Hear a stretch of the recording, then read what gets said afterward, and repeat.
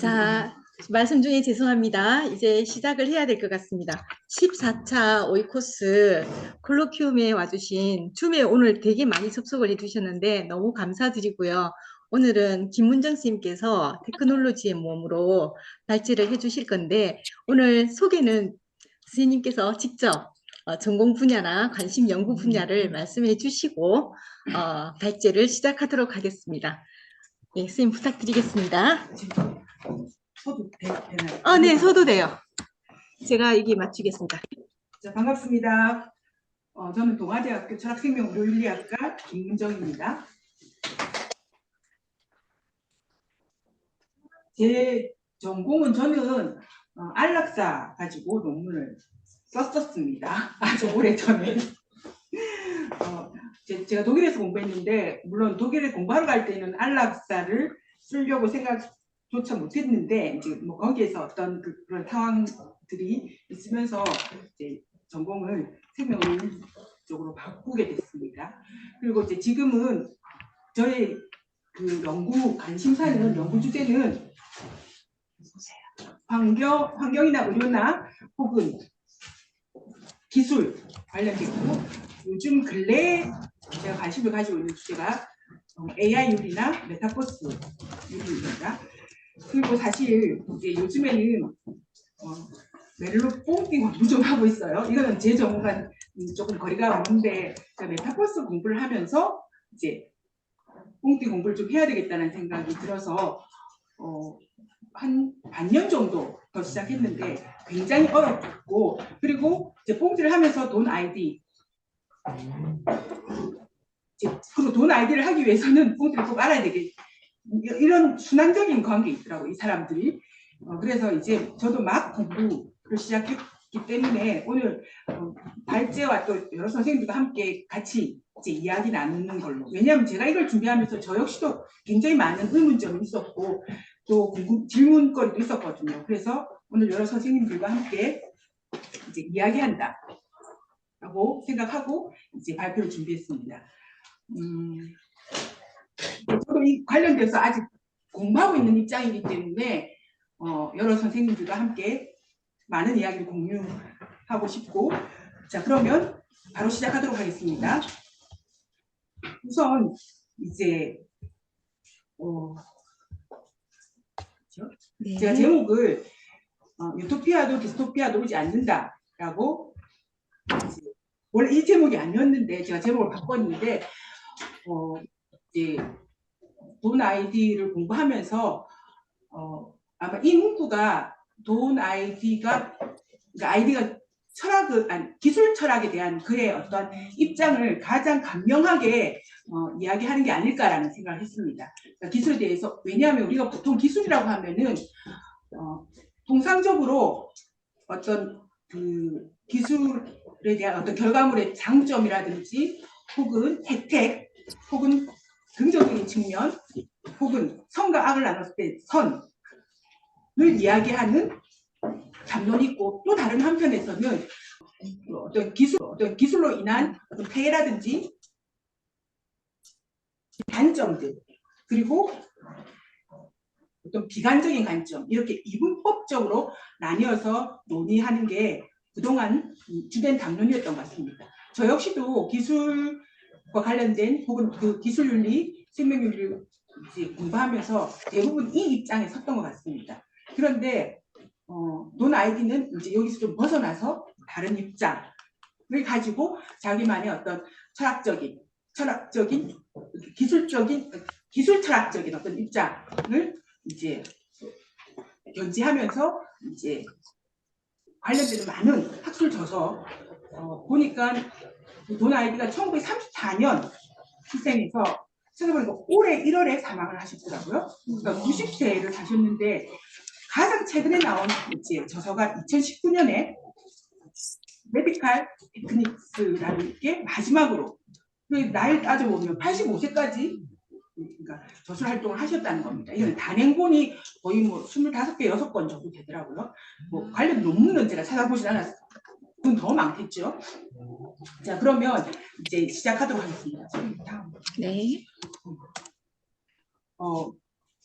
우리가 오늘 테크놀로지의 모험은 지금 이제 절판됐는데 표지는 이렇습니다. 우리나라 책 절판된, 그리고 목차를 제가 한번 적어봤습니다. 이렇게 이제 내용들을 이제 이 테크놀로지에서 보여주고 있는데, 돈 아이디의 어떤 철학적인 노정을 봤을 때, 자기 학문적인 노정을 봤을 때 이제 이거는 제 나름대로 어떤 3단계 정도 나눠볼 수 있지 않을까. 그리고 이 책은 2001년에 출간이 됐거든요.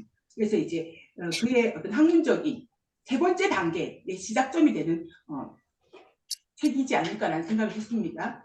그러기 위해서는 일단 돈 아이디가 어떤 생각을 가지고 있고, 또 그의 기술 철학의 방향은 어떤 건지, 기본적인 뿐만 아니라 또 기술 철학이 무엇인지 그거에 대한 기본적인 어떤 개념들 혹은 내용들을 알고 있어야지만이 이제 우리가 돈 아이디를 조금은 접근하는 데 용이하지 않을까 싶어서 제가 전반적인 기술 철학, 사실 기술 철학은 굉장히 역사가 짧습니다.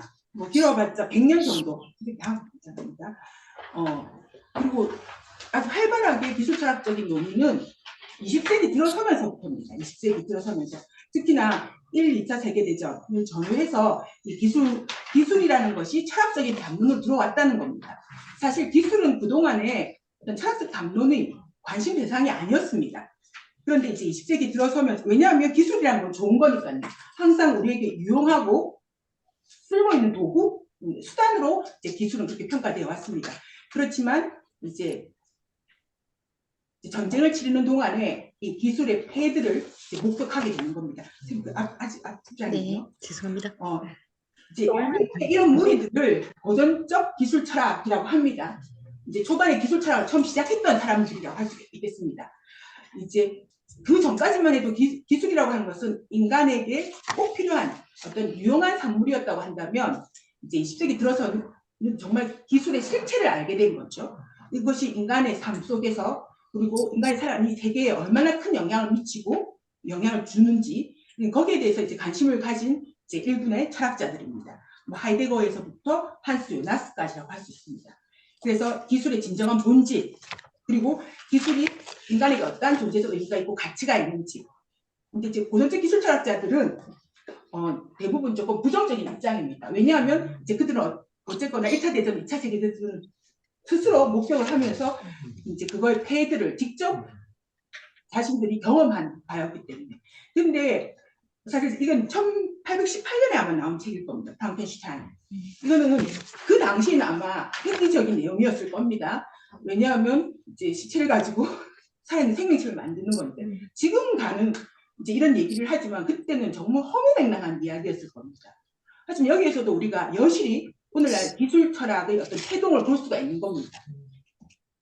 그리고 이제 기술 철학에 대해서 확실히 이제 많은 사람들이 고민하고, 이거는 철학하는 사람들뿐만 아니라 공학자들 역시도 이제 기술이 사회에 어떤 의미가 있고 그들이 하는 일이 어때야 되는가에 대한 어떤 이제 관심뿐만 아니라 고민이 시작됐던 계기였던 거죠. 그렇죠? 오펜하이머 영화 다 보셨습니까? 네. 1945년 7월 16일이죠. 7월 16일 인류 최초로 트리니티라는 핵폭탄 실험이 있었죠. 또 그 위에 얼마 있지 않아서 히로시마와 나가사키에 원전 폭탄이 폭발이 됩니다. 그러면서 이제 아주 처참한 그런 상황들, 그런 사람들이 이제 보게 되는 거죠.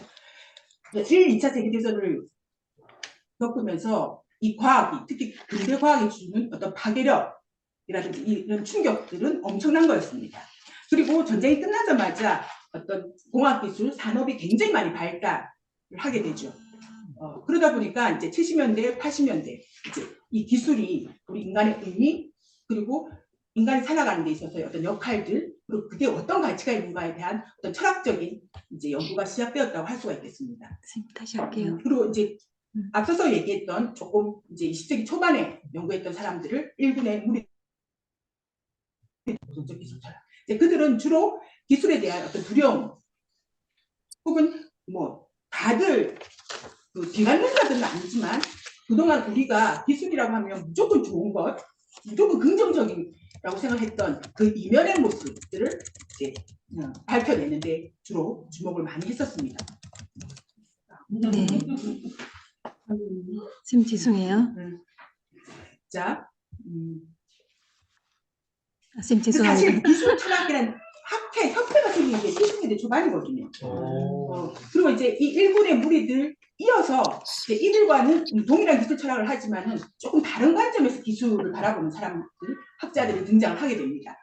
즉 왜냐하면 그동안 이제 앞서서 했던 그 기술 철학의 연구들은 너무나 부정적이고 추상적인 연구였다는 겁니다.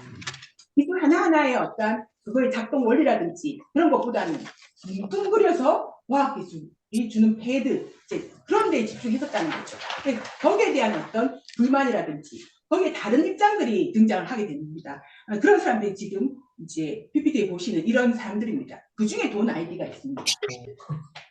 그래서 이제 이런 사람들은 무조건 기술이 부정적이다라는 어떤 선입견을 가지지 않고 기술 하나하나에 대해서 뭐 그렇다고 해서 이들이 무조건 기술을 또 찬성하는 입장은 아닙니다.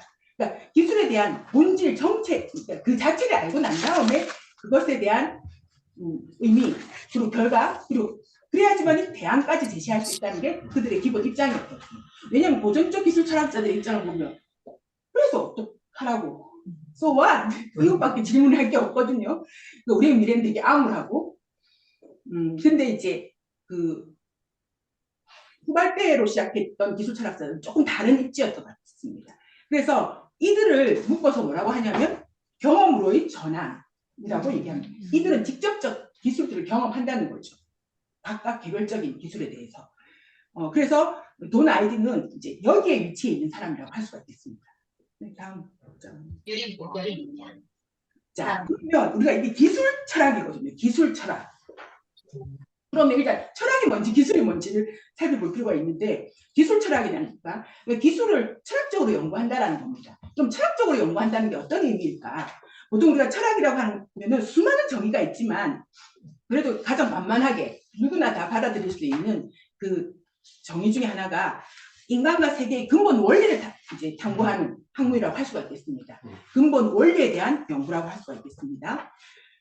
그러면 기술 철학이라고 한다면 지금 앞에 가지 기술 철학이라고 한다면 그 앞에서 대상을 바꾸면 되거든요. 기술에 대해서 근본적인 원리를 탐구하는 거예요. 기술 철학은 기술에 대한 근본적인 원리를 탐구하는 학문입니다. 그러니까 여기서 주목해야 될 것이 그럼 근본적인 원리를 탐구한다는 게 어떤 의미인가? 다음 네.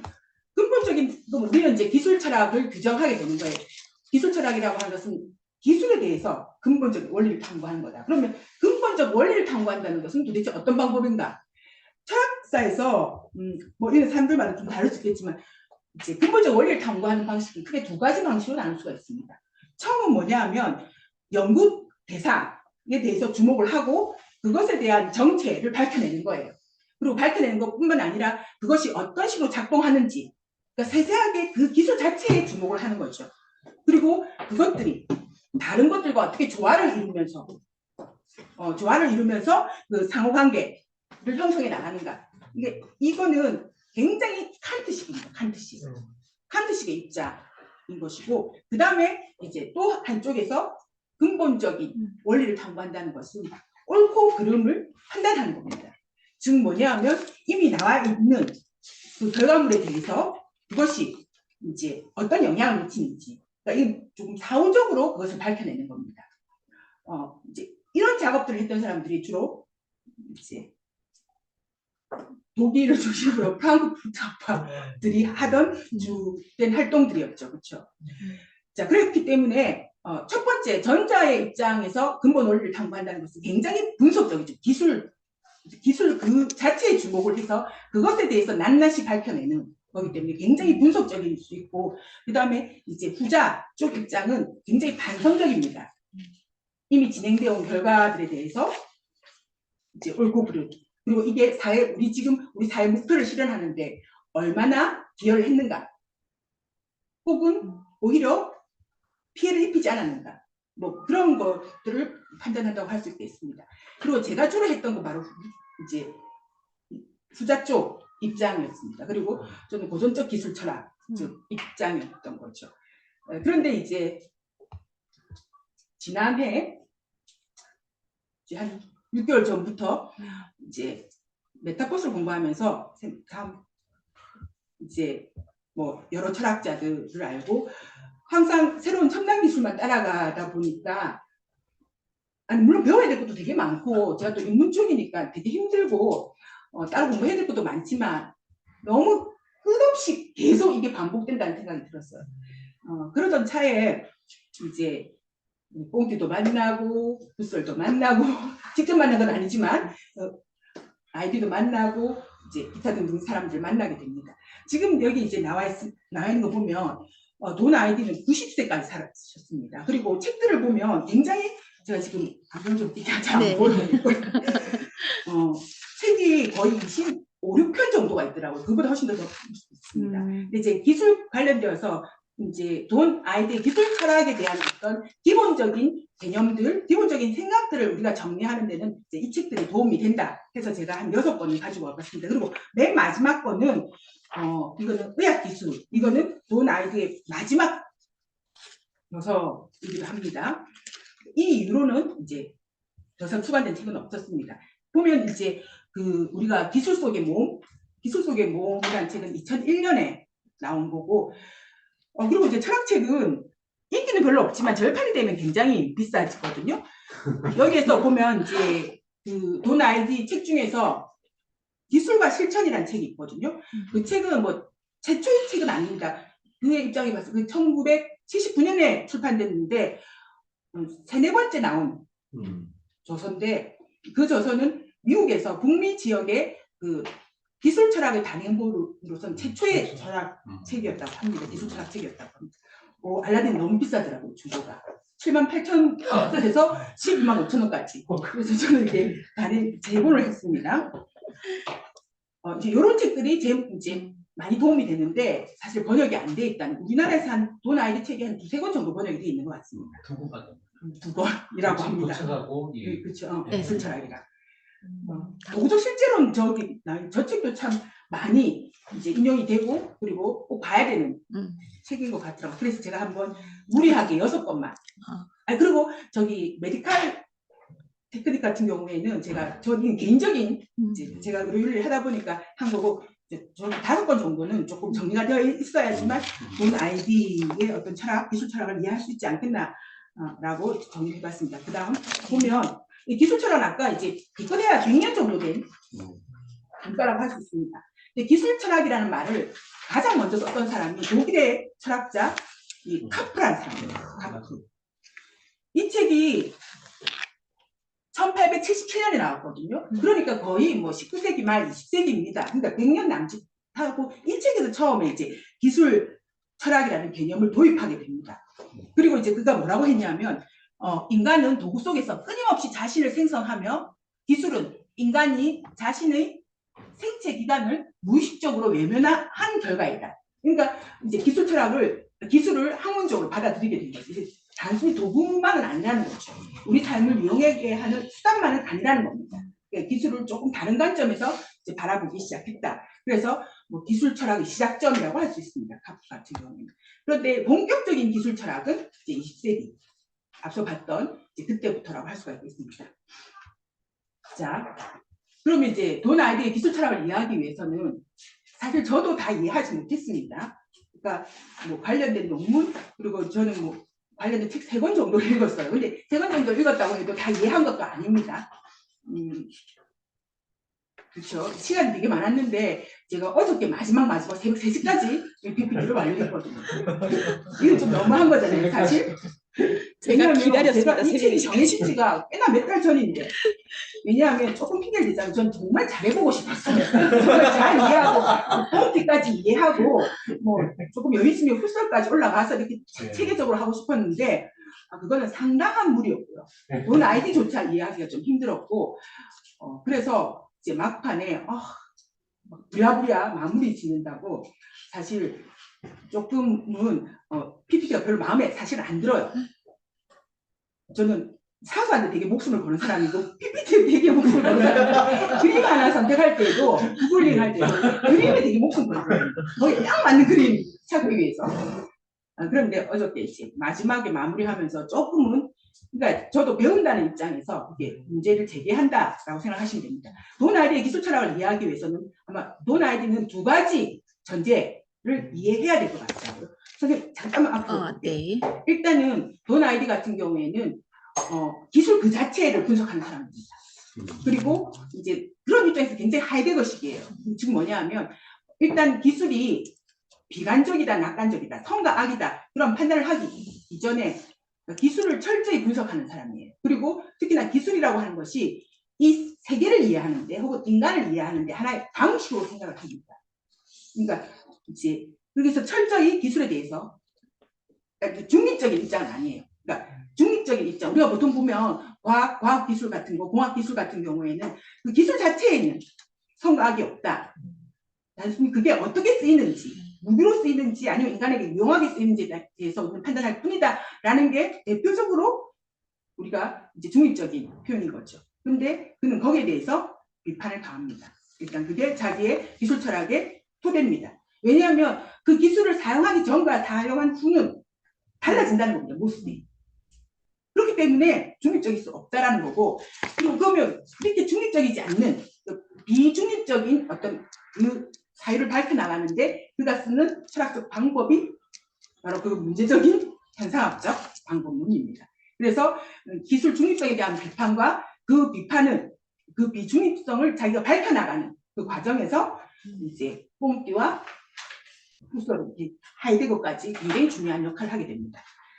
자, 기술은 중립적인가? 그렇지 않다는 거죠. 그러니까 이거는 철저히 이 입장에서 봤을 때는 철저히 하이데거주의자입니다.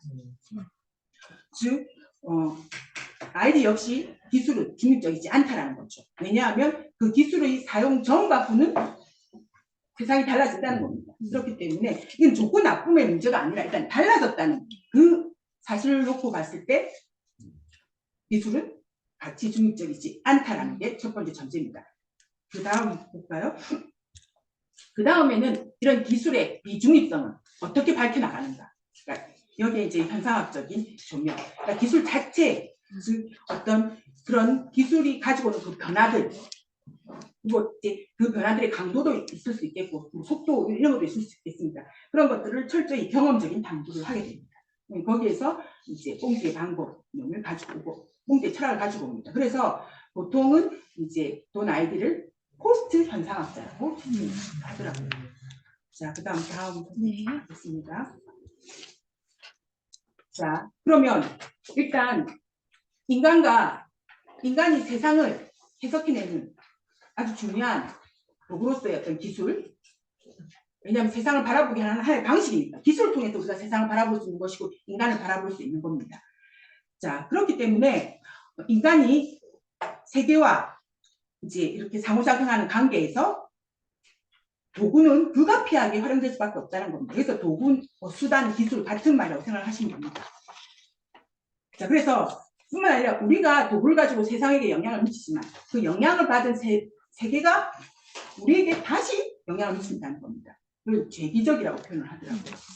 재기적인 작용을 한다는 겁니다. 그러니까 즉 영향을 주고받는 게 쌍방향이지 일방은 아니라는 겁니다. 그래서 이제 그 아이디가 정리하기를 인간과 세계의 관계 중심에 이 기술이 어떤 영향을 미치냐에 따라서 이 관계를 세 가지 관계로 정리를 하고 있습니다. 체험적 관계, 해석학적 관계, 배경적 관계입니다. 그러면 이게 기본적인 내용이기 때문에 이걸 조금 이해하고 넘어갈 필요가 있을 것 같습니다. 우선 체험적 관계는 말 그대로 이거는 이제 꼭 돈 아이디뿐만 아니라 일반적인 기술 철학자들, 우리가 또 일반적으로 우리가 기술에 생각하는 통상적인 생각들입니다. 왜냐하면 우리 몸의 연장이라는 거죠. 확장시켜 놓은 겁니다. 그래서 우리의 기능들이 이제 도구를 통해서 훨씬 더 업그레이드 될 수 있는 거죠. 그래서 이 인간과 기술의 관계를 볼 때 아주 전통적인 입장이라고 할 수가 있겠습니다. 그래서 이 기술이라고 하는 것은 인간 혹은 나 자신 그 기술을 사용하는 그 사용자의 어떤 그 신체를 확장시키는 거죠. 그래서 이런 관계를 특별히 원시적인 인간 기술 관계라고 표현을 하고 있습니다. 그리고 이제 이 체험적 관계를 설명하기 위해서 돈 아이디가 활용하고 있는 얘가 분필을 가지고 칠판을 쓰는 행위를 이야기하고 있습니다. 즉 뭐냐면 우리는 분필이 여기서 기술이 되는 겁니다. 그리고 칠판이 세상이 되는 거죠. 우리는 분필을 가지고 칠판에다가 글을 적을 때 우리는 칠판을 만난다는 거죠. 근데 그 칠판을 만나게 해주는 중개자적인 역할, 개체적 역할을 해주는 게 바로 분필입니다. 그래서 이 분필은 우리가 이제 나의 신체는 아니에요. 하지만 나로부터 내가 그것을 활용함으로써 나로부터 확산된 거죠. 그래서 이 세상과 만나는 그 지점, 바로 종착 지점이 바로 분필이 되는 겁니다. 선생님 다음 해주세요. 그래서 이제 이런 관계들을 돈 아이들은 도식화를 시켜놨더라고요. 지금 뭐냐면 기술과 내가 경험되는 것은 이제 인간과 기술이 한데 묶이는 겁니다. 그래서 인간은 기술의 도움을 받아서 이제 세상과 만나게 되는 거죠. 그래서 우리는 때때로 이제 이 때때로 보면은 분필을 이제 칠판에 분필을 쓰고 있을 때 분필을 별로 의식하지 않거든요. 뭐 의식하는 경우도 있겠지만 자꾸 쓰다 보면은 칠판에 쓰여지는 글자 그리고 내가 쓰고 있는 나를 인식하는 거지 우리가 분필을 인식하지 않거든요. 그래서 돈 아이들은 그것을 희미하게 인식한다. 그래서 그 관계를 뭐라고 표현하냐면 부분적으로 즉 분필이 손과 세상을 연결시켜주는 매개체인데 그 매개체가 나에게 아주 희미하게 인식된다. 그 관계를 뭐라고 표현하냐면 부분적으로 투명한 관계다라는 겁니다. 그 투명하면 투명할수록 내가 그 기술을 인지 못하는 거예요. 그러니까 그건 아주 자연스럽게 나 스스로에게 공유되고 있다는 겁니다. 아니 공유되고 있는 그 사실조차도 인지 못한다는 거죠. 근데 이제 우리가 그렇다고 해서 분필의 존재를 완전히 있는 건 아니기 때문에 희미하게 인지는 하기 때문에 부분적으로 투명하다. 투명한 관계고 또 반투명이라고 표현을 하기도 하더라고요. 그래서 분필을 통한 경험은 손을 통해서 경험하는 것과 크게 다르지 않다는 겁니다. 그렇기 때문에 이것은 분필을 통해서 세계가 달라지는 이러한 상황도 결국은 자아 경험에 속한다는 겁니다. 그리고 분필은 내 신체가 연장된 것과 크게 다르지 않다라는 겁니다. 그래서 체험 관계는 제가 이제 정리를 해놓으면 이런 관계입니다. 체험 관계란 것은 도구로 세계를 파악할 때 도구는 경험하는 사람의 일부가 되는 거죠. 그러니까 신체가 되는 겁니다. 그런데 그래서 그걸 계속 쓰다 보면은 이게 굉장히 익숙해져서 우리는 이제 도구를 잊게 되는 거죠. 그래서 우리 관계가 그렇다고 완전히 있는 건 아니기 때문에 반쯤 투명하다. 그리고 이 기술은 나한테는 2차적 대상이 되는 거예요. 그러니까 내 관심사에서 두 번째라는 겁니다. 첫 번째는 칠판이라는 거죠. 그러니까 이게 바로 체험 관계입니다. 그리고 일반적으로 우리가 기술을 생각할 때 가장 많이 기술을 이해하는 관점이라고 할 수 있습니다. 두 번째는 해석학적 이제 관계입니다. 해석이라고 하는 말 그대로 해석을 해야 돼요. 해석을. 그래서 여기서 보면은 돈 아이디가 예를 들어 놓은 게 뭐냐 하면 이제 통제실인 것 같아요. 통제실. 이제 현대적 시설이 갖춰진 어떤 지하실에 난방기를 이렇게 컨트롤하는 기사입니다. 그래서 제가 그 그림이 뭐가 있을까 가장 적당한 그림 찾아보니까 거예요. 통제실에서 그러니까 이런 사람들은 어떤 곳에 문제가 생겼다, 난방에 무슨 문제가 있다, 현장에 가지 않습니다. 현장에 가지 않고 거기서 그냥 다 작동을 하는 거죠. 그걸 보면서 뭐 그래프라든지 어느 뭐 이런 것들을 보면서 이제 그들이 여기에 문제가 있구나라는 것을 먼저 찾아내고 그리고 조치를 취하는 겁니다. 자, 이게 바로 해석학적 관계라고 할 수 있겠습니다. 일반 사람들은 컴퓨터상에 나타나는 어떤 그런 모습들을 보고 우리는 그걸 알지 못해요. 그러니까 이 해석학적 관계는 기술이 있어도 우리는 잘 알지 못한다는 겁니다. 그래서 우리에게 필요한 능력이 뭐냐면 그것에 관해서 우리에게 해석을 해줄 수 있는 사람 혹은 나 스스로가 해석할 수 있는 능력을 갖춰야 된다는 겁니다. 그런 게 바로 인간이 기술을 해석함으로써 세계를 알게 된다는 거죠. 그 세계를 알게 되면 여기는 문제가 있구나. 뭐 이쪽 동에는 문제가 있고 뭐 이쪽 동에는 원활하게 잘 작동되고 있구나. 라는 것을 직접 확인하는 게 아니라 우리는 컴퓨터에 나타나는 여러 가지 자료를 분석함을 통해 가지고 그걸 해석함을 통해 가지고 우리가 그것을 알게 된다는 겁니다. 그게 해석학적 관계입니다. 그러면서 이제 그런 예를 들어놨습니다. 그래서 반드시 여기는 해석자가 필요하다. 혹은 우리가 해석 능력을 갖춰야 된다라는 겁니다. 그 다음 좀 할게요. 그래서 이제 여기에서는 도식화를 시키면 기술이 세계화 엮여져 있는 겁니다. 우리가 기술을 해석해내지 못하면 세상을 알 수가 없다는 겁니다. 그래서 이것은 그 체험적인 관계와는 완전히 다른 입장인 거죠. 그래서 이제 제가 밑에 정리 해석적 관계라고 하는 것은 여기서 아까 그 체험적 관계랑 조금 얘기해 보면은 체험적 관계는 아까 그 장면 맞아요. 제가 저기 정리해놨습니다. 인간이 기술 그 자체를 매개로 세계를 우리가 경험을 하게 됩니다. 그래서 이제 시간이 지나면 우리는 기술 자체를 잊게 되는 거죠. 그래서 2차적 대상을 했지만 해석학적인 관계에서는 인간은 기술을 해석하는 겁니다. 그래서 기술은 우리에게 어떻게 나타나냐면은 알 수 없는 하나의 텍스트. 영어 원서라고 생각하면 됩니다. 혹은 우리가 배우지 않았던 언어로 된 그 텍스트라고 생각하면 됩니다. 그래서 우리가 그 기술이 의미하는 바가 뭔지를 누구에게 맡겨서 그것을 해석해달라 하거나 아니면 자기가 직접 해석하는 방법밖에 없는 거죠. 그렇기 때문에 여기에서 이제 그러니까 체험적 관계과는 세계를 굉장히 다른 방식으로 경험을 하게 된다는 거죠. 그러면서 이제 여기서 제가 보기에는 좀 중요한 게 뭐냐 하면 체험적인 관계에서는 그 기술이 주목을 받지 못합니다. 그것을 뭐라고 표현했냐면 주제화되지 못한다라고 표현을 하고 있거든요. 근데 해석학적 관계에서는 이게 초점화돼야 됩니다. 기술을 해석해야지만 세계를 알 수 있기 때문에 그래서 주제화되고 그 기술에 집중을 하게 되는 거죠.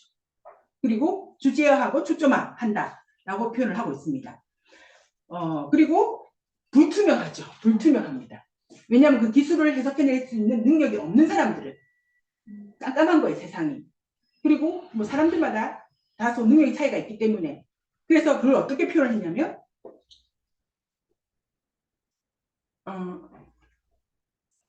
불투명하다. 일종의 텍스트고 기술은 우리에게 일종의 텍스트고 그리고 그 기술을 이해하기 위해서는 그 기술이 지시하는 세계를 이해하기 위해서는 일단 기술의 난간을 거쳐가야 된다는 거죠. 그건 하나의 우리에게 텍스트로 오는 것이고 그래서 그것은 부분적으로 불투명하다는 겁니다. 깜깜하다는 거죠. 아까는 부분적으로 투명성이었거든요. 인지를 우리가 그러니까 인지를 못하면 못할수록 기술이 완전히 우리랑 체화된 거죠.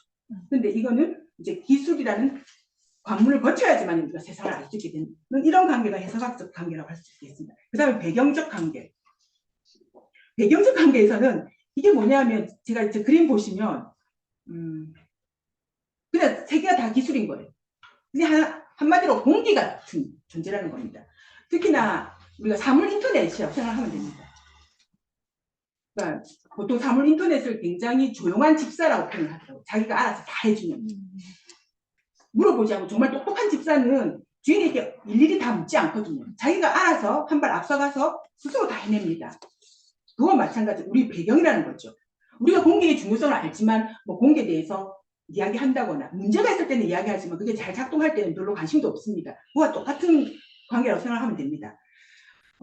그러니까 우리는 늘 도구 가운데, 기술 가운데 살아가고 있다는 거죠. 그게 마치 공기 대기권처럼.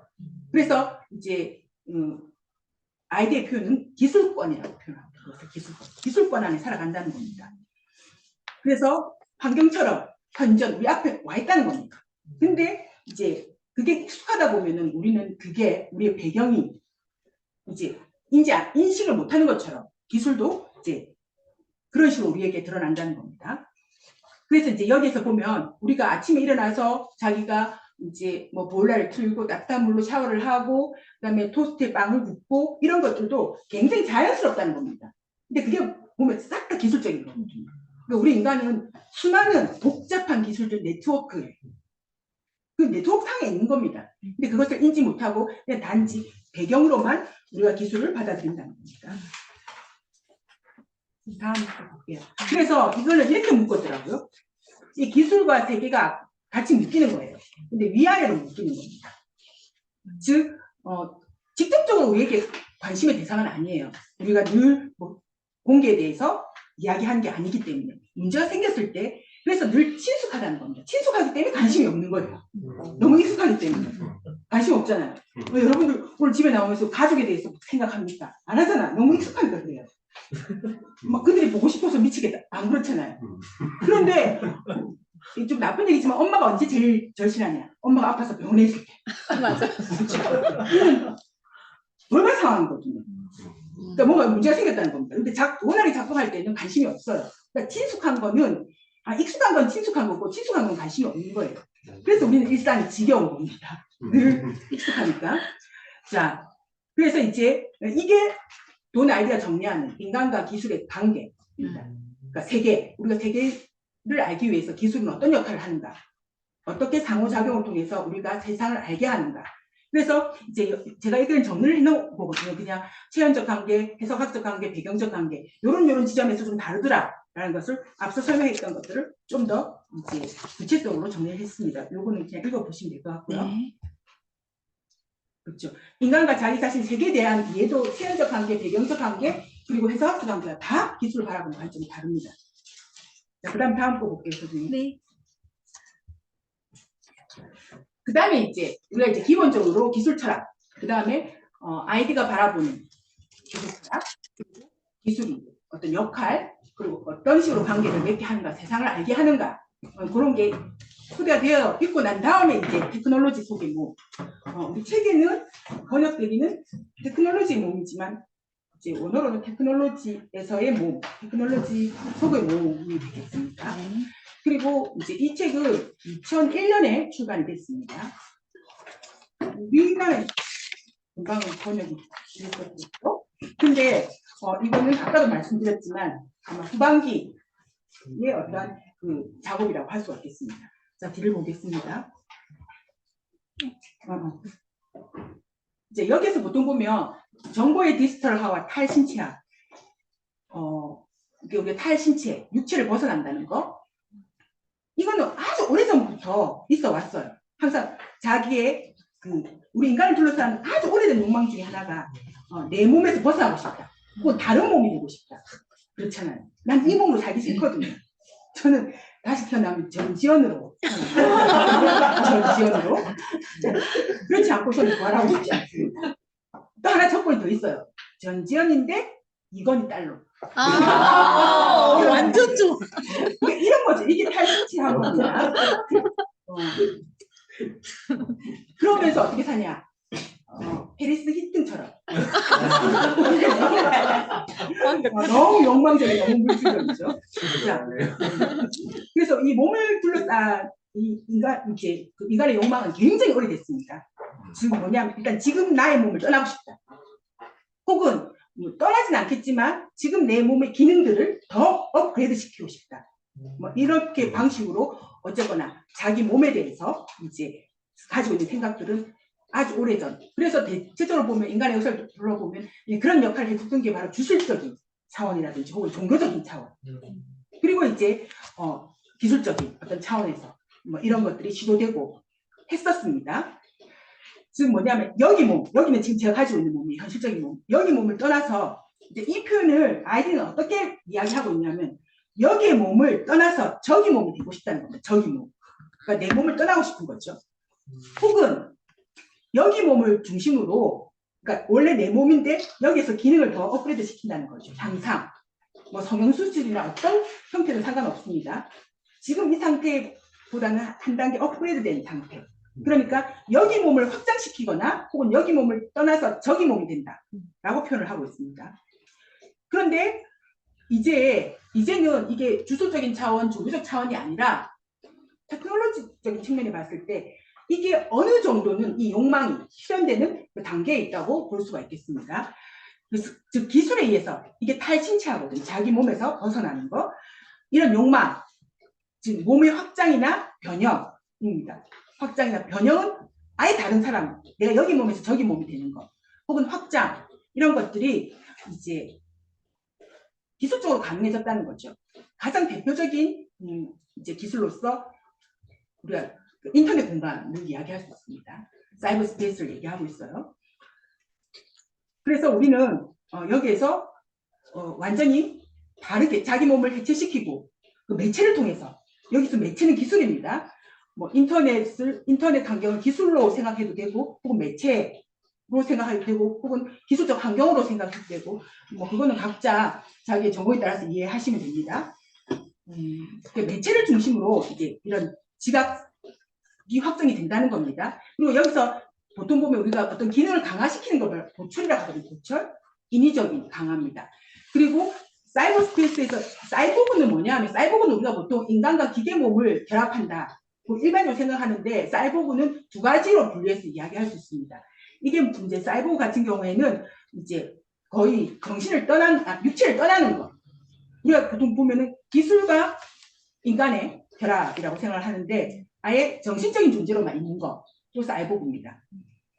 자, 그래서 우리가 이런 정보가 디지털화되고 우리 환경이 정말 디지털화되면서 이제 우리는 주술이 아니라 종교가 아니라 기술적인 차원에서 우리 몸을 벗어날 수 있게 되었다는 겁니다. 자, 그 관련된 얘기가 사이버 스페이스에 대한 얘기가 선생님 여기는 소설이죠, 그렇죠? 소설. 그 깁슨의 뮤로맨서에서 처음 이렇게 사이버 스페이스 공간을 설명하고 있습니다. 뭐라고 표현을 하고 있냐면 매트릭스의 세계가 이전에는 공강박적 한상 속으로 육체를 이탈한 의식을 전이시키도록 보완된 사이버 스페이스라고 사이버 스페이스를 설명하고 있습니다. 최초로 설명을 이렇게 하고 있습니다. 그러니까 우리가 인터넷 공간, 사이버 스페이스 여기에서는 이제 우리 육체는 없는 거예요. 육체는 정신으로만 있는 겁니다. 자, 다음 장 보겠습니다. 이것도 일종의 사이보그고 탈신체화. 자기 몸으로부터 벗어나고 싶은 욕망이 실현되는 거죠. 자, 그렇게 된다면 이 사이버 스페이스에서는 기존의 우리 인간이 존재하는 방식과는 전혀 다른 방식인 거죠. 원래 이렇게 대면관계 있잖아요. 대면.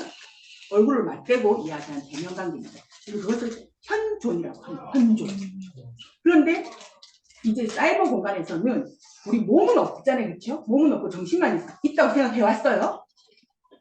그러니까 기술을 통해서 우리는 탈신체화라는 욕망을 이뤄내는 겁니다. 그것을 텔레프레젠스라고 이렇게 그냥 쓰기도 하고 원격 현존이라고 쓰기도 하고 때에 따라서는 원격 현전이라고 쓰기도 하더라고요. 번역하는 데 있어서. 근데 텔레프레젠스라고 직접 쓰는 경우도 의외로 굉장히 많았습니다. 자, 원격 현존이라고 하는 것은 말 그대로 멀리 떨어져 있지만 지금 여기에 있는 존재 방식이라는 겁니다. 몸은 없지만 내가 거기에 있다는 겁니다. 사실 이런 텔레프레젠스 같은 경우에는 인간이 그렇게 할 수 있는 건 아니에요. 신의 속성입니다. 그렇죠. 몸은 여기, 저기 있지만 몸은 여기 있는. 그렇죠. 근데 지금은 어떤 신의 존재 방식보다는 디지털 매체에서의 어떤 존재 방식 혹은 소통 방식을 이야기할 때 주로 많이 쓰고 있습니다. 원격 현존. 즉, 내 몸은 여기 있지만 여기 몸이 저기 몸이 있겠다는 거예요. 같은 몸이에요. 그런데 보통 그동안에는 이게 탈신체화를 통해서 이제 신체는 여기 있으니까 저기 몸에는 신체가 없는 거예요. 그렇게 보는 겁니다. 그래서 매체에 의해서 이걸 뭐라고 보냐면 신체의 확장을 여기 탈신체화에 대해서 이제 학자들마다 그 입장들이 조금 긍정적인 사람도 있고 이게 신체가 소멸되는 게 결국 신체가 확장되는 거라고 보는 사람들이 있습니다. 즉 뭐냐면 나의 신체는 여기만 있을 수 있는데 사이버 공간에서는 정말 미국 땅에도 가 있을 수 있잖아요. 그렇죠? 그거는 신체가 소멸해야지만 가능한 겁니다. 그런 측면에서 신체가 소멸되었지만 신체가 확장되었다. 그러니까 이런 입장에서는 굉장히 긍정적으로 보고 있습니다. 그리고 또 다른 한편에서는 일단 가상 공간이라고 하는 것은 실제 우리 지금 이 공간이 없는 거예요. 그러니까 이거는 공간의 소멸이고 그리고 일단 지금 내 몸, 여기 몸이 없어지는 거기 때문에 이거는 또 몸의 소멸이기도 합니다. 그렇게 되면 굉장히 부정적으로 보는 측면도 있습니다. 그들은 이 사태를 진단은 똑같이 합니다. 신체가 소멸됐다라는 겁니다. 기술의 발달로. 그렇지만 신체가 소멸된 게 오히려 신체의 확장이라고 보는 입장이 있고 이 입장은 몰츠가 주로 이제 자기 생각이고 그 다음에 이 공간이 소멸하면 결국 몸도 소멸하는 거다. 아주 부정적인 측면을 보는 사람이 바로 빌리리오라고. 속도와 정치.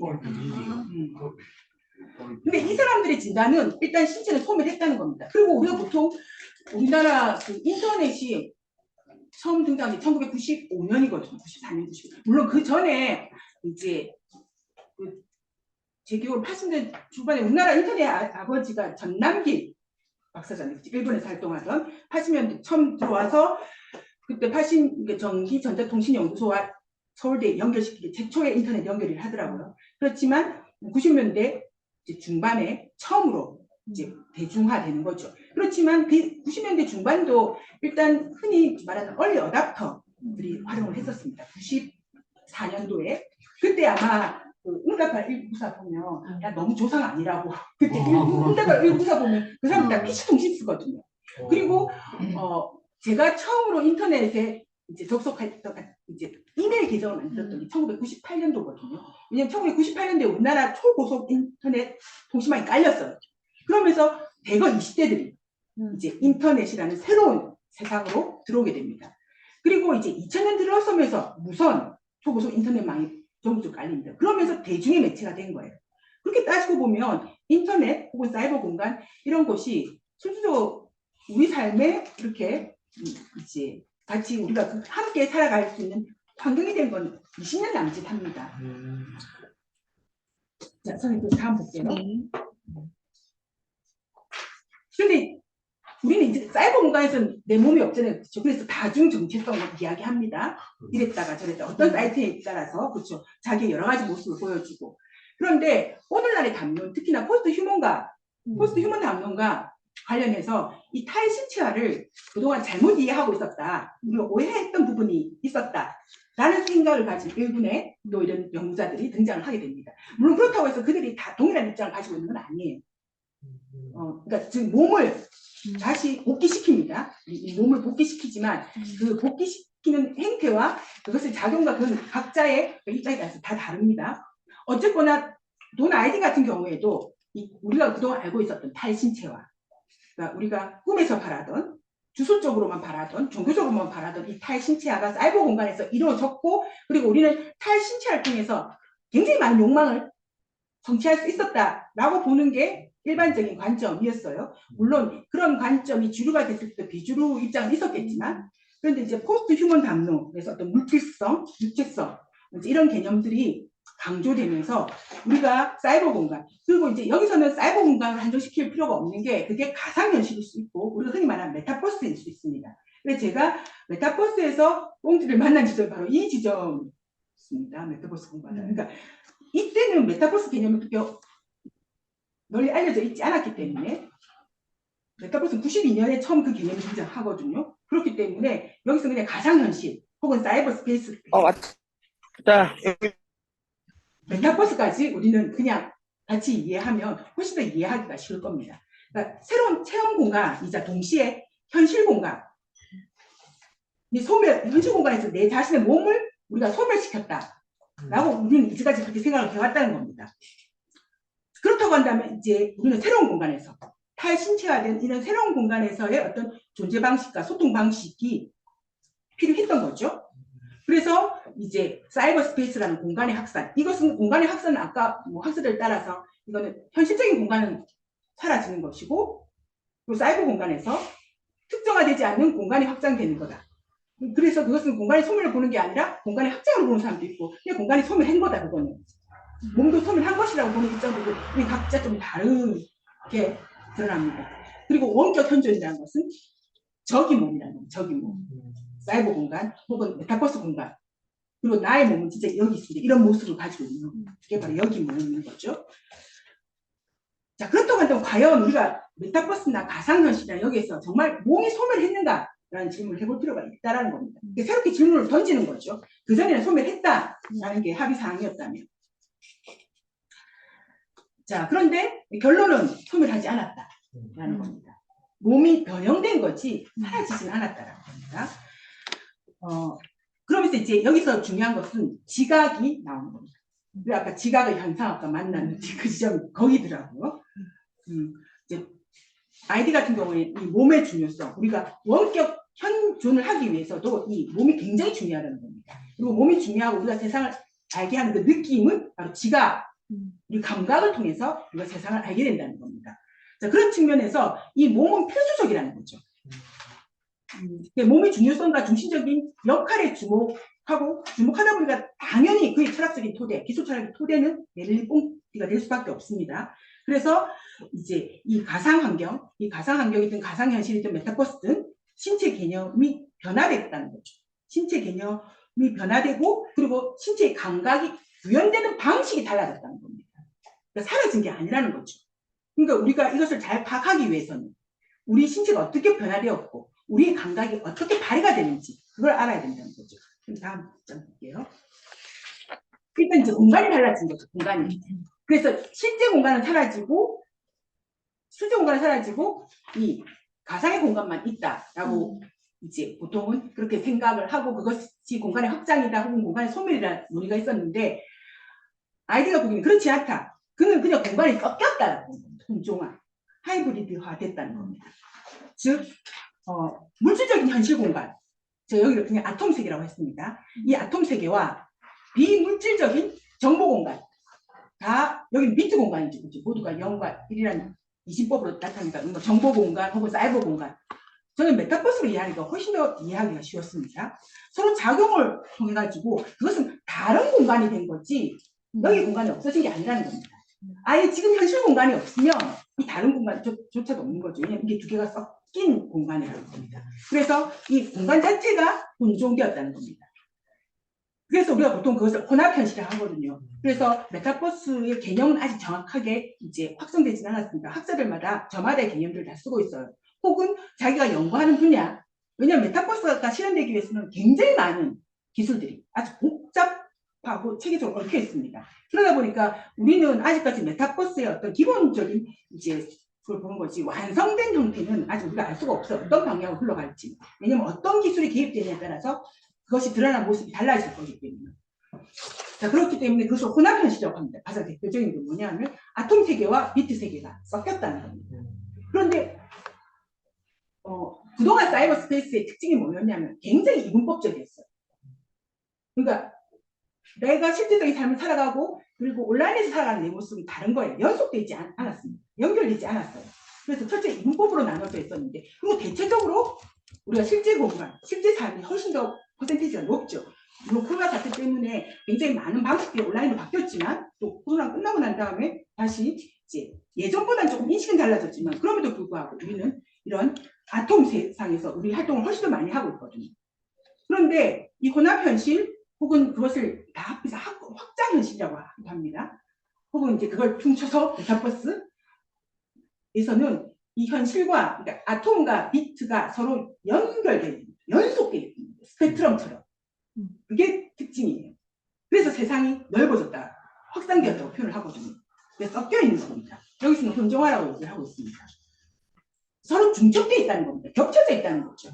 그래서 이 중첩을 증강이라고 표현하는 게 우리가 그 증강현실, 증강가상 이렇게 표현을 하는 거잖아요. 현실의 입장에서 증강, 기술, 가상현실이 덧붙여진 거. 포켓몬, 우리 그 예전에 한 그런 거죠.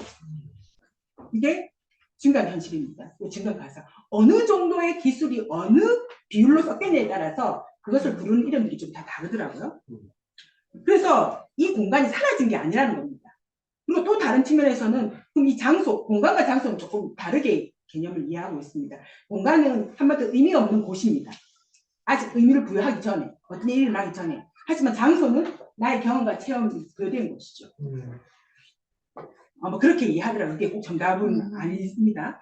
그러니까 장소와 비장소. 그러니까 장소는 어떤 물리적 공간인 거죠. 물리적 공간과 사이버 공간에서는 물리적이지 않습니다. 비장소. 근데 이거는 공간이 사라진 게 아니라 장소와 비장소가 서로 결합된 거다. 혼종화된 거다. 라고 이제 이렇게 또 해석할 수도 있습니다.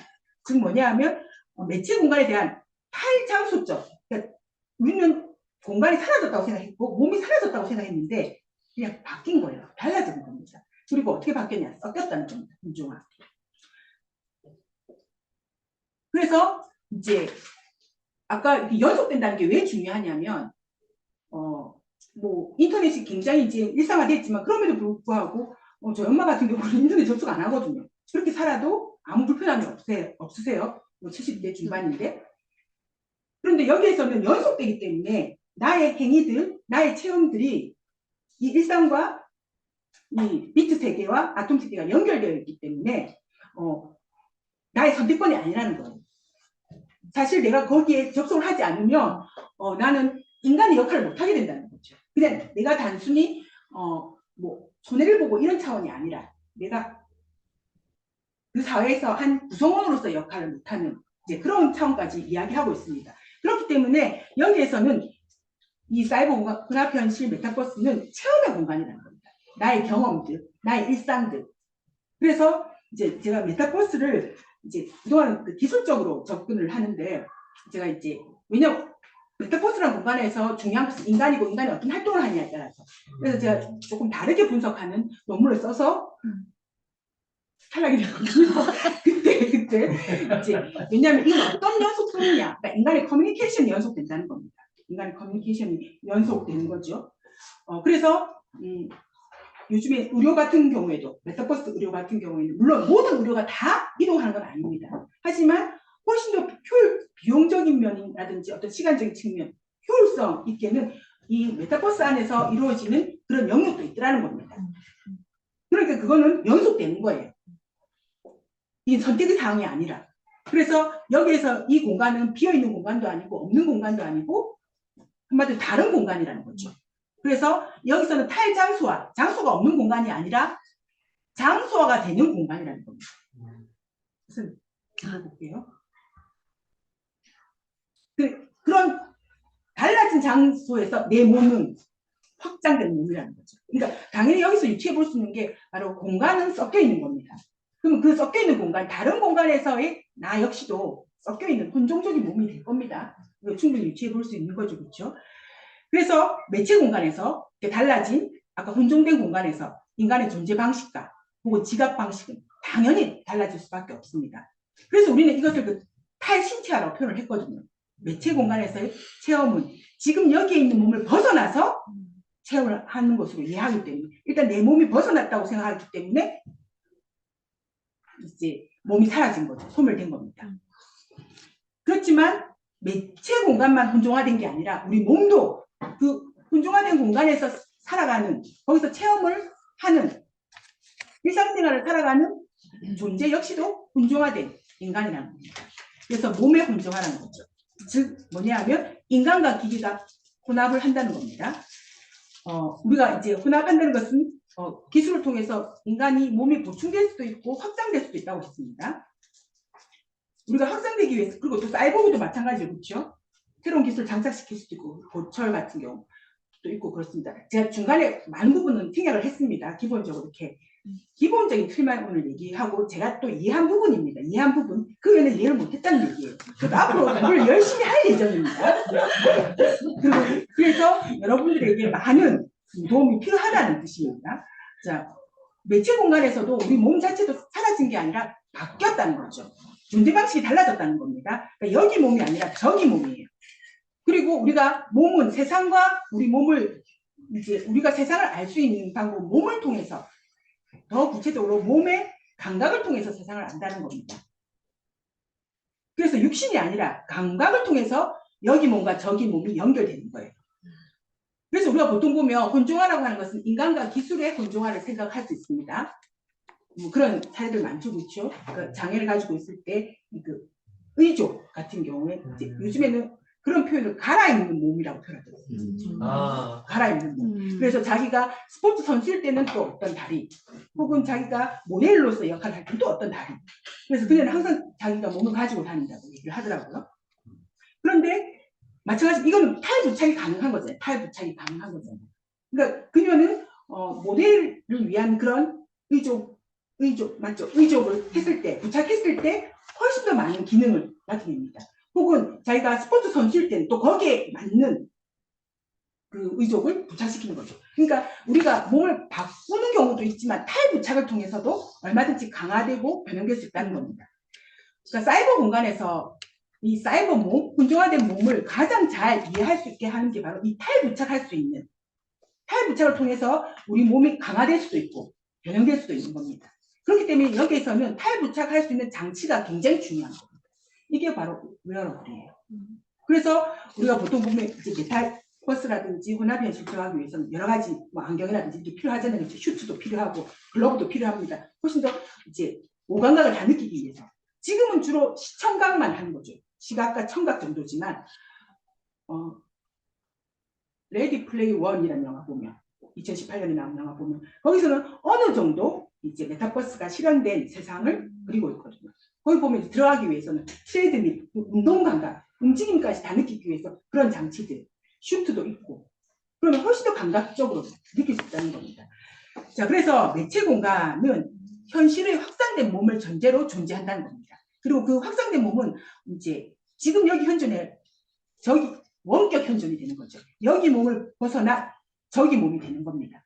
이거는 몸이 혹은 신체가 소멸한 것이 아니라 몸이 바뀌었다는 겁니다. 더 강화되고 더 변형됐다는 거죠. 거기에 중간이 매개체적인 장치가 필요하다는 거죠. 기술적인 장치. 자, 여기서 보면은 체험은 현실 공간에서 몸의 소멸이 아닌 현실 공간에서의 확장된 몸을 중심으로 한 또 다른 몸이라는 겁니다. 그래서 원격 현존이라는 거죠. 그래서 돈 아이디는 지금 여기 몸, 그다음에 저기, 지금 저기 몸, 저기 몸을 이미지 몸, 가상의 몸 혹은 이미지 몸이라고 구체적으로 표현하고 있습니다. 그러니까 이제 우리 몸은 지금 여기 있는 내 몸과 내 상상에 있는 전지현의 몸, 이미지상의 몸이 있는 거죠. 그렇게 되는 겁니다.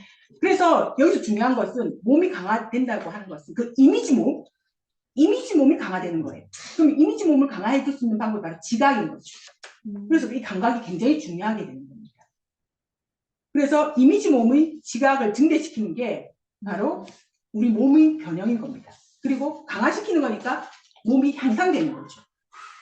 그래서 저기 몸으로 존재한다는 것은 저기에 이미지 몸으로 존재한다는 겁니다. 혹은 가상의 몸으로 존재한다는 것을 의미하는 거고, 그리고 이미지 몸의 지각을 확산시키기 위해서, 그러니까 저기 있는 이미지 몸이 훨씬 더 디테일하게, 섬세하게 모든 감각을 이제 느끼기 위해서는 반드시 여기 몸이 있어야 된다는 거예요. 여기 몸이 없으면 허상인 거죠. 그러니까 저기 뭐 이미지 몸이 잘 느끼기 위해서는 여기 있는 몸이 또 반드시 존재해야 되고 여기 몸이 감각이 있어야 된다는 거죠. 이거 두 개를 매개하는 게 바로 웨어러블이 되는 겁니다. 자, 그래서 매체 공간에서 몸으로부터의 해방은 불가능한 거예요. 여기 몸이든 저기 몸이든 동시에 존재하는 거예요. 몸이 소멸되는 게 아니고 그동안에 그렇게 생각해왔습니다. 몸으로부터 공간으로부터 벗어난다, 해방된다 했는데 그것은 잘못된 생각이라는 겁니다. 즉 매체 공간에서 몸의 소멸 또는 탈취한의 문제는 여기와 저기라는 공간적 차이의 소멸, 그러니까 공간적인 차이가 난다는 거지 여기와 저기의 차이가 나는 거지 공간이 소멸했거나 몸이 소멸한 건 아니라는 겁니다. 그리고 저는 이 부분에서 조금 이해가 될 듯 한데 뭐 하지만 왜 그러냐라고 하면 확실히 설명을 못합니다. 그러니까 질문을 하지 마시고 여기 뭐라고 했냐면 오히려 몸의 지각에 집중할 수밖에 없다는 겁니다. 더 감각에 집중할 수밖에 없다는 겁니다. 그렇기 때문에 더 디테일한 장치가 필요한 거죠. 그러니까 저기 몸은 기본적으로 여기 몸이 확장돼야지만 저기 몸도 확장될 수 있는 겁니다. 그러니까 여기 몸이 최대한의 감각을 느껴야지만 저기 몸도 즐거운 겁니다. 그래서 특히 여기 몸의 지각의 확장을 통해서 가능해진다는 겁니다. 그러니까 여기 몸이 소멸하면 아무것도 없는 거죠. 여기 몸이 더 중요하다 덜 중요하다가 아니라 기본 토대가 되는 거예요. 존재 이유가 되는 겁니다. 그래서 매체 공간에서 몸의 소멸 또는 몸의 해방 대신에 몸의 확장과 지각의 증대, 그러니까 더 자극이 극대화돼야 된다는 겁니다. 그리고 가상 공간에서의 저기 몸, 가상의 몸의 어떤 지각을 확대시키기 위해서는 지금 여기 있는 몸의 지각이 확대가 돼야 되는 거죠. 그래서 이 같은 얘기입니다. 이미지, 몸의 지각이 확대되기 위해서는 무엇보다도 체현된 도구, 아까 체형 단계 있었잖아요, 그렇죠? 이제 그 도구는 그 기술은 내 몸인 거예요. 그러니까 웨어러블은 이제는 내 몸이 되는 겁니다.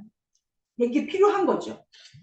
아까 2차적 대상 기억나시죠, 그렇죠? 처음에는 의식하다가 이제는 완전히 체화되면은 그냥 내 몸이 돼버리는 겁니다. 선생님 다음 질문. 그래서 제가 웨어러블을 어떻게 표현할까?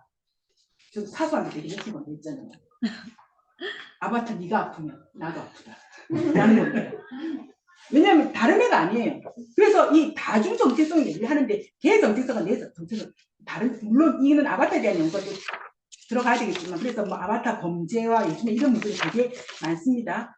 특히나 이 가상현실, 혼합현실, 메타버스 할 때 인간의 정체성 문제 되게 많이 하거든요. 그런데 몸의 입장에서 봤을 때는 다른 인간이 아니에요. 그래서 보면 저기 실제로 보면은 저런 웨어러블 이게 다 필요한 겁니다. 훨씬 더 디테일하게 보통 우리 이제 온라인 게임 할 때 대부분 헤드폰 하고 소리 듣잖아요, 그렇죠? 지각적으로도 3차원적으로는 훨씬 더 현장감이 있거든요. 근데 여기 있으면 한 걸음 더 나아가는 거죠. 그러니까 이게 우리를 체화시켜주는, 세상을 알게 하는 매개체가 되는 겁니다. 아까 아이디가 봤을 때. 선생님 다음 볼게요. 이거는 다른 데 교수님이 해놓으셨는데, 이걸 하면은 내가 그때 코로나 때 미국의 스콧이라는 그 랩 가수가 포트나이트에서 공연을 했거든요. 원래는 자기가 이제 공연을 하는데, 포트나이트 때 공연을 했을 때가 대면 상태 공연했을 때보다 수익이 훨씬 더 많았대요. 그리고 굉장히 화려한 퍼포먼스 가능하니까. 그리고 관객들도 다 포트나이트 거기에 입장을 해가지고 했대요. 나는 그게 도대체 이해가 안 되는 거예요. 뭐 콘서트라든지 이런 것들은 현장감이 있잖아요. 정말 자기가 좋아하는 아티스트과 같이 호흡하는 거. 근데 그렇지 않다. 여기 훨씬 더 열광을 많이 했다는 거예요. 그리고 우리 학생들한테 물어보면 이제 로블록스나 이런 데 가서 뭐 낚시도 하고 막 그런데요. 손맛이 있다고 그렇게 표현하더라고요. MZ 세대는 이런가? 근데 사실 저는 이런 것들을 모두 책으로만 이해해서 책으로만 메타버스에서 그때 학회를 한번 했었는데 제가 논평을 맡았는데 제가 벽을 뚫고 나갔어요. 그래서 논평을 못한 적이 있었어요. 내 아바타가 그 건물을 뚫고 나왔는데 조정이 잘 안 돼가지고. 그래서 그 사회자분이 급하게 제 논평문을 읽어준 적이 있거든요. 저는 이게 모든 것을 책으로만 이해한다는데 한계가 있습니다. 어쨌거나 저렇게 하면 내 몸은 지금 진해 있어요. 내 방에. 그렇지만 저기 몸은 클럽에 가 있는 겁니다. 그렇게 흥이 나는 거예요. 신나는 거예요. 제가 이런 영상을 보고 이런 공부를 하니까 힙합 가수가 포트나이트에서 콘서트를 했을 때 그들이 어떤 기분이었고 어떤 분위기였는지 뭐 100%는 이해 안 하지만 그렇게 의문점만 가질 수 있게 되는 건 아니더라고요.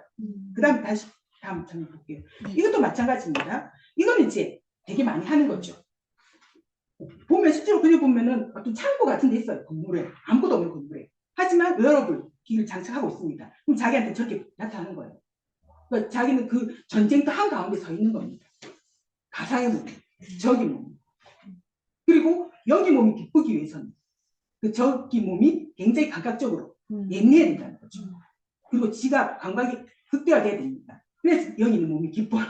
같이 즐거운 겁니다. 그러기 위해서는 이런 체험적 도구가 필요하다는 거예요. 웨어러블 기구가 필요하다는 거죠. 자, 그러면서 제가 그동안은 최신 기술의 어떤 그런 배들 이런 데 어떤 그리고 혜택들 이제 이런 것들만 공부하다가 제가 메타버스를 공부하면서 다시 역으로 거슬러 올라가서 메타버스에서부터 돈 아이디부터 폰트까지 이렇게 이제 반대로 지금 거슬러 올라가고 있는데 다음 볼게요. 그래서 지금 아주 빠르게 정리를 해야 됩니다. 제가 이해한 건 여기까지이기 때문에. 근데 우리는 원격 현존이라는 다른 세상인 거예요. 그렇다고 해서 지금 이 세상이 사라지는 건 아닙니다. 이 세상이 사라지면 원격 현존도 의미가 없어요. 왜냐면 두 개가 섞여야 되는 거거든요. 그리고 우리 주체도 바로 그런 주체라는 거죠. 몸이 소멸되면 의미가 없는 겁니다. 몸이 반드시 세상을 만나는 그렇죠. 최종 지점이 바로 몸이기 때문에 그리고 몸의 감각이기 때문에 그래서 여기 몸에 벗어나서 저기 몸으로만 존재할 수 없어요. 여기 몸과 저기 몸이 같이 있어야 됩니다. 그것을 이뤄주는 게 바로 체현적 도구 기술이라는 겁니다. 그래서 몸으로부터 이탈, 탈체현 이런 일은 있을 수 없다는 겁니다. 그러면 이미지 몸 자체도 제한이 되어버린다는 거죠. 이건 뭐냐면 지각 역시도 우리가 도구를 통해서 그 웨어러블 기기가 필요하다는 거죠. 지금 너무 비싸서 대중화되기 좀 쉽지는 않지만 우리가 뭐 아이폰도 그랬었잖아요. 스마트폰도 그랬듯이 조금 시간이 지나고 이게 이제 그 상용화가 되면 훨씬 더 가격이 내려갈 겁니다. 그리고 우리 주체 역시도 그렇다는 거죠. 우리는 혼종된 공간, 네? 혼종된 주체로. 그렇다고 현실의 공간이 사라지는 건 아니라는 겁니다. 그게 기본입니다. 모든 게 옮겨가는 게 아니라는 거죠. 어떤 영역도 모든 게 옮겨가는 게 아닙니다. 그래서 물론 사라지는 직업도 있겠지만 그렇게 쉽사리 사라지는 않을 거다. 왜냐하면 그 영역에서 다른 역할을 찾아내면 되는 거거든요. 그래서 여기 몸과 저기 몸이 혼종되고 몸은 매체에 의해서 얼마든지 여기서 내치는 기술, 혼합, 현실, 메타버스 가능합니다. 변형 가능한 몸이 있다는 겁니다. 그리고 여기서는 더 강화된 몸이 될 수 있다는 거죠. 여기서 딱 필요한 게 뭐냐면 모음, 지각, 도구가 굉장히 중요한 3대 기본 요소가 되는 겁니다. 이거는 맨 마지막으로 갖고 온 건데 인터넷이 이게 1995년에 빌 게이츠가 이제 토크쇼에 나와가지고 이 사람이 인터넷이 뭔가를 가르쳐주고 있습니다. MC에게. 그런데 자꾸 이제 빌 게이츠가 인터넷은 이런 거다 95년이거든요.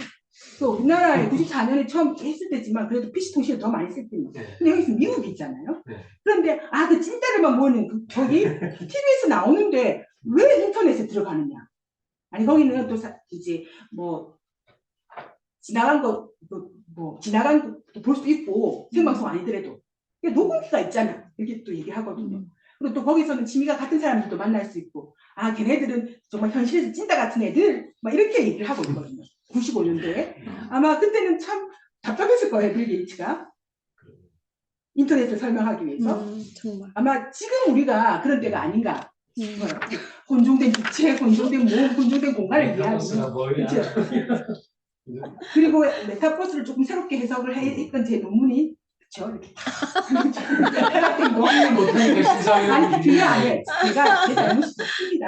이거 보니까 어쨌거나 지금은 우리가 이제 이런 것들이 조금씩 이제 메타버스는 원래부터 쭉 있어 왔던 기술이에요. 그런데 코로나로 인해서 그것이 갑자기 급속도로 지금 이제 메타버스는 끝났다고 하지만 원래 자기 속도대로 가고 있는 겁니다.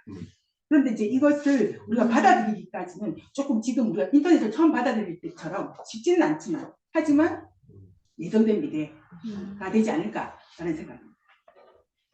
제 발표와 이야기는 여기까지입니다.